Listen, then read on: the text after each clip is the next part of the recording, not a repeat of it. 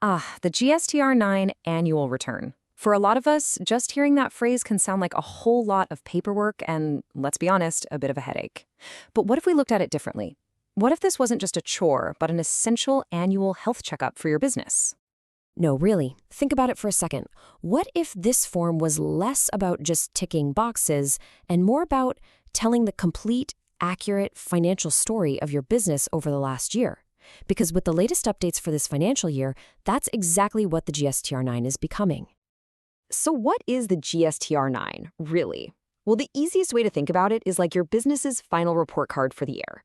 It pulls together everything from your monthly filings, your GSTR-1 for sales and your GSTR-3B for taxes paid, and rolls it all into one big, comprehensive summary.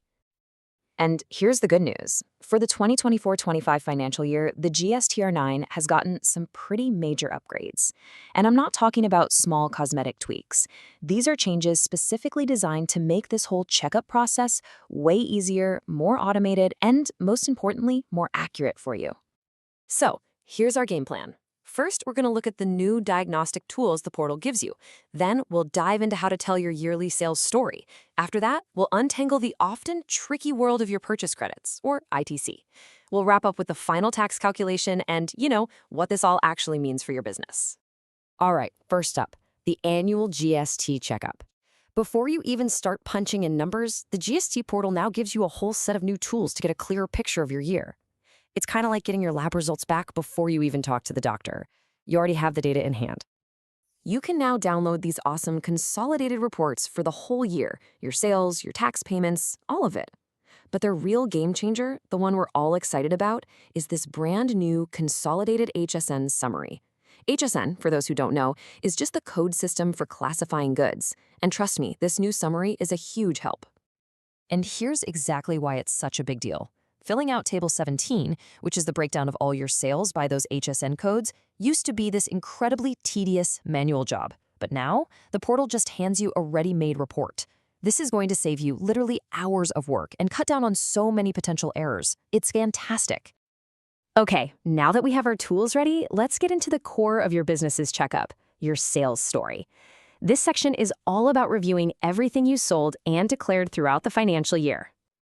The first step is just about getting organized. Think of it like sorting your laundry. Sales to regular customers, that goes in one basket, Table 4A. Sales to other businesses, that's another basket, Table 4B. Exports, reverse charge, they all have their designated spot. It's just about putting the right numbers in the right place.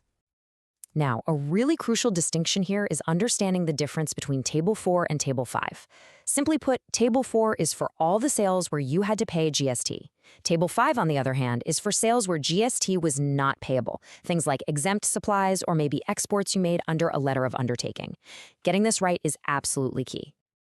All right, let's take a deep breath and dive into what is often the trickiest part of the GSTR-9, input tax credit, or ITC. This is where we untangle that web of tax credits you're eligible for on your business purchases. It's kind of like a treasure hunt, but, with tax forms. The journey starts at Table 6A. This number is automatically pulled from all your monthly GSTR-3B filings. It's the grand total of all the ITC you claimed during the year. And the most important thing to know about this number, it is set in stone. It's non-editable. You can't change it. But hold on a second. Here's the million-dollar question. Was every single rupee of credit you claimed this year actually for a purchase you made this year? This little detail is where a lot of mismatches happen, and the new form finally helps you sort it out. And that brings us to this amazing new field, Table 6A1. This is a total game changer. For the first time, you have to clearly separate out any ITC you claimed this year that really belonged to the previous financial year. So, say you got a March invoice but only claimed the credit in April, you'd report that here. This makes the whole reconciliation so much cleaner. So, now we get to the main event, the reconciliation in Table 8.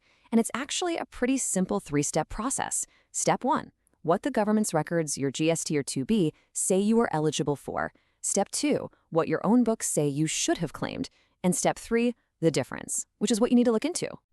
And here's a small but really important technical update. In the past, the form would sometimes make a weird comparison that created fake discrepancies. Well, they fixed that. It's a logic fix that makes the whole reconciliation process flow way better and gives you fewer things to worry about.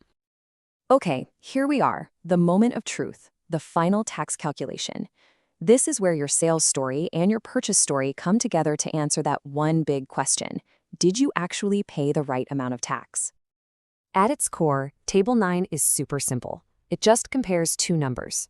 On one side, you have the tax you should have paid based on your declared sales. And on the other side, you have the tax you actually paid through your monthly returns. And now, for the best upgrade of all, this is huge. The form now does the math for you. It automatically calculates and shows you the difference between tax payable and tax paid.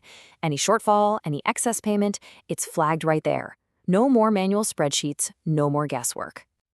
So, we've gone through the whole checkup. What's the final diagnosis? Let's break down what all these new changes really mean for you and your business. If there's one single idea to walk away with, it's this. The whole point of the GSTR-9 has shifted. It's not just about filing anymore, it's about accurate reconciliation. Every single new feature we've talked about is there to bring more clarity and, thankfully, to reduce the amount of manual work you have to do.